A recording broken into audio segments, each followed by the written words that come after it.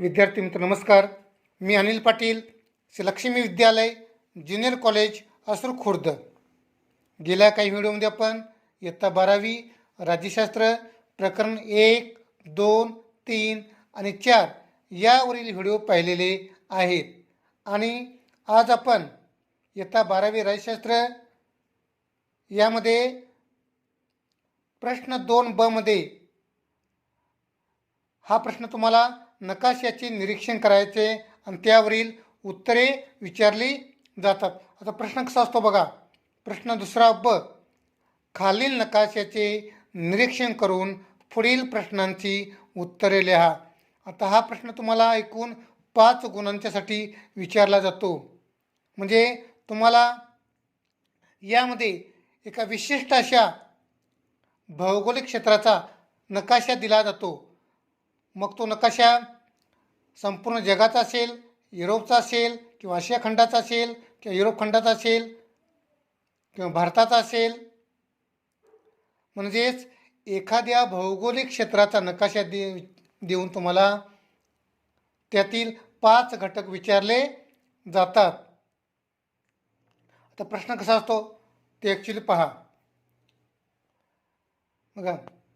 Schengen आणि European युनियनचे सदस्य असलेल्या 2 देशांची नावे लिहा. तुम्हाला तुमच्यासमोर येथे शेंगेन क्षेत्राचा नकाशा आहे आणि या नकाशामध्ये तुम्हाला शेंगेन आणि युरोपियन युनियनचे सदस्य असलेले 2 देशांची नावे लिहायची आहेत. आता ह्या नकाशामध्ये खाली जी सूची दिली आहे त्या सूचीमध्ये पिवळ्या रंगामध्ये हे शेंगेन आणि युरोपियन युनियनचे सदस्य असलेले देश दिलेले आहेत. आता ते देश पहा कोणते आहेत. इथे देश 2पेक्षा जास्त आहेत, पण तुम्हाला 2 विचारलेले आहेत. तर पहिला देश बघा.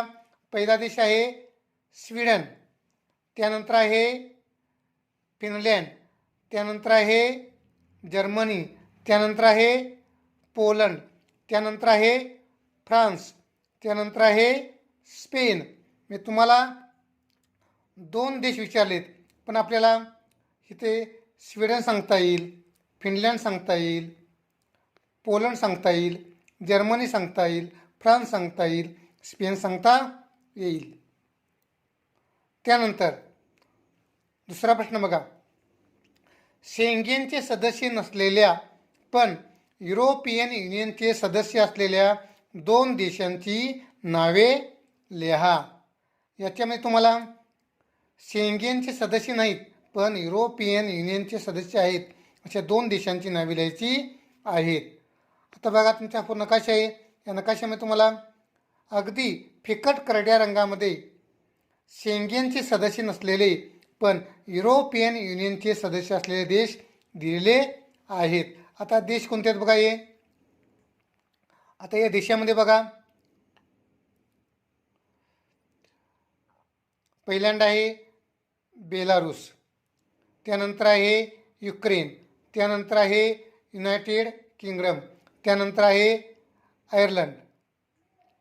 मी तुम्हाला इथं तुमच्यासमोर दिसतील की हा बेलारूस आहे, युक्रेन आहे, त्यानंतर युनायटेड किंगडम आहे, त्यानंतर आयर्लंड आहे.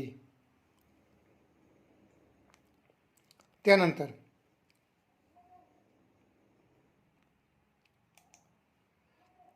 प्रश्न 3.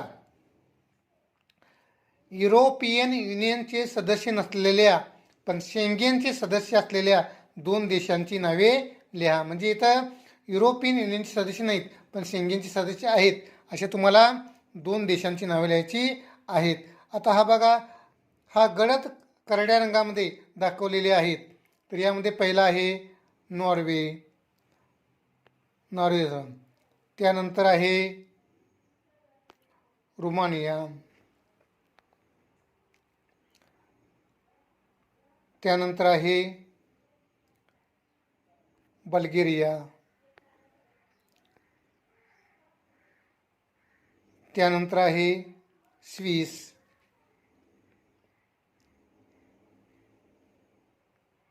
नॉर्वे, रोमानिया, बल्गेरिया आणि स्विस ही तुम्हाला नावं सांगता येतील.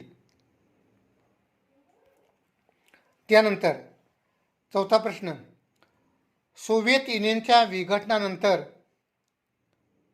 निर्माण झालेल्या कोणत्याही दोन देशांची नावे लिहा.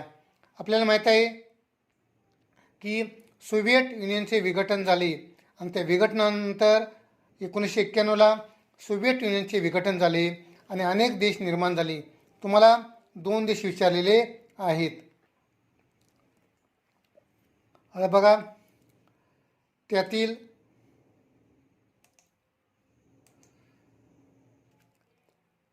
पहिला देश आहे युक्रेन, त्यानंतर आहे कझाकस्तान, त्यानंतर आहे एस्टोनिया, त्यानंतर आहे ताजिकिस्तान. मी आपले इतर देश सांगता येतील. त्याच्यामध्ये बघा, तुमच्यासमोर जॉर्जिया आहे, आर्मेनिया आहे, त्यानंतर तुर्कमेनिस्तान आहे, त्यानंतर किर्गिस्तान आहे, त्यानंतर मालगोडा आहे, त्यानंतर बेलारूस आहे, त्यानंतर लिथुनिया आहे, त्यानंतर लाटविया आहे. मी तुम्हाला कोणते देश, तुम्हाला दोन देश सांगायचे आहेत. त्यानंतर प्रश्न 5वा,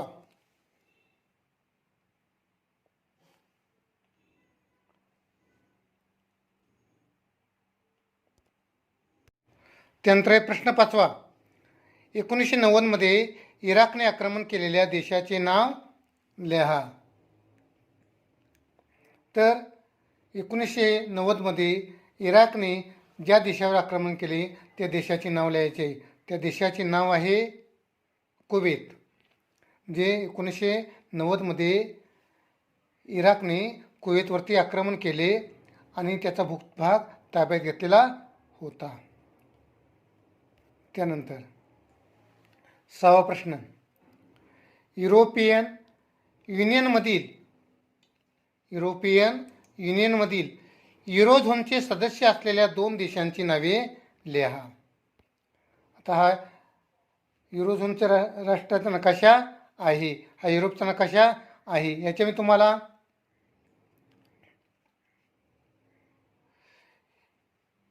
युरोपियन युनियनमधील युरोझोनचे सदस्य असलेल्या दोन देशांची नावे लिहायची आहेत. म्हणजे आता बघा, आता फिकट करड्या रंगामध्ये याची नावं दिलेली आहेत. सूचीमध्ये फिकट करड्या रंगामध्ये नावं दिलेली आहेत. तर यामध्ये पहिला बघा, पहिला आहे फिनलँड, त्यानंतर आहे जर्मनी, त्यानंतर आहे फ्रान्स, त्यानंतर आहे स्पेन, त्यानंतर आहे इटली. मी तुम्हाला बघा, फिनलँड असेल, त्यानंतर जर्मनी असेल, फ्रान्स असेल, स्पेन असेल, इटली असेल, यापैकी तुम्हाला कोणत्याही दोन देशांची नावे इथं लिहावायची आहेत. त्यानंतर प्रश्न 7वा, युरोझोनमध्ये सहभागी नसलेले पण युरोपियन युनियनमध्ये असलेल्या दोन देशांची नावे लिहा. आता हे तुम्हाला लाल रंगामध्ये दिलेले आहेत. तर त्यामध्ये पहिला आहे स्वीडन, त्यानंतर आहे रोमानिया, त्यानंतर आहे पोलंड, त्यानंतर आहे युनायटेड किंगडम. पण आता 2020मध्ये युनायटेड किंगडम हा युरोपियन युनियनमधून बाहेर पडलेला आहे, हे तुम्हाला सांगता येईल. त्यानंतर सार्क संघटनेच्या कोणत्याही दोन देशांची नावे लिहा. तुम्हाला सार्क संघटनेची म्हणजे जी दक्षिण आशियाई प्रादेशिक संघटना आहे, south Asian association for regional cooperation, तुम्हाला कोणत्याही दोन देशांची नावे लिहायची आहेत. आता हा नकाशा तुम्हाला आशियाई देशांचा नकाशा आहे. तर यामध्ये बघा, एकूण जे देश आहेत त्यापैकी तुम्हाला दोन देशांची नावे लिहायची आहेत. त्यामध्ये पहिला बघा भारत, त्यानंतर तुम्हाला सांगता येईल पाकिस्तान, त्यानंतर अफगाणिस्तान, त्यानंतर नेपाळ, त्यानंतर भूटान, त्यानंतर बांगलादेश आणि श्रीलंका. मी एकूण तुम्हाला अशा म्हणजे भारत, पाकिस्तान, अफगाणिस्तान, नेपाळ, भूटान, बांगलादेश आणि श्रीलंका यापैकी तुम्हाला कोणत्याही 2 देशांची नावं इथं लिहिता येतील. त्यानंतर प्रश्न 9. जागतिकीकरणाच्या काळात भांडवलशाही बाजारपेठी अर्थव्यवस्था असा शब्दप्रयोग वापरलेल्या देशांचे नाव सांगा. जागतिकीकरणाच्या काळात भांडवलशाही बाजारपेठीय अर्थव्यवस्था असा शब्दप्रयोग वापरलेल्या देशाचे नाव सांगा. तर भांडवलशाही बाजारपेठी अर्थव्यवस्था हा शब्दप्रयोग अमेरिकेच्या बाबतीत वापरलेला आहे. मी तुम्हाला इथं जगाचा नकाशे, जगाच्या नकाशामध्ये तुम्हाला अमेरिका सांगता येईल. म्हणजे इथं अमेरिकन संयुक्त संस्थाने म्हणजे अमेरिका की जिचा उल्लेख भांडवलशाही बाजारपेठी अर्थव्यवस्था असा केला जातो. त्यानंतर जागतिकीकरणाच्या काळात साम्यवादीय बाजारपेठी अर्थव्यवस्था असा शब्दप्रयोग वापरलेल्या देशाचे नाव सांगा. आता असा देश आहे चीन. तुम्हाला इथं चीन सांगता येईल की चीनचा उल्लेख हा साम्यवादी बाजारपेठी अर्थव्यवस्था असा केला जातो. त्यानंतर प्रश्न आहे जागतिकीकरणाच्या काळात बाजारपेठी अर्थव्यवस्था व या संदर्भात आर्थिक उदारीकरण असा शब्दप्रयोग वापरलेल्या देशाचे नाव सांग. आता याचे नाव आहे आपला भारत देश. म्हणजेच भारताचे वर्णन हे बाजारपेठी अर्थव्यवस्था असे न करता आर्थिक उदारीकरण असा शब्दप्रयोग इथं वापरला जातो. त्यानंतर 12 आहे 2007 सार्कमध्ये सहभागी झालेला देश. तर याचं नाव आहे अफगाणिस्तान. 2007 सार्कमध्ये हा 8वा देश अफगाणिस्तान सहभागी झालेला आहे. तर विद्यार्थी मित्रांनो, अशा प्रकारचे प्रश्न तुम्हाला विचारले जातात. म्हणजे तुमच्या प्रश्नपत्रिकेमध्ये प्रश्न 2 ब खालील नकाशाचे निरीक्षण करून पुढील प्रश्नांची उत्तरे द्या.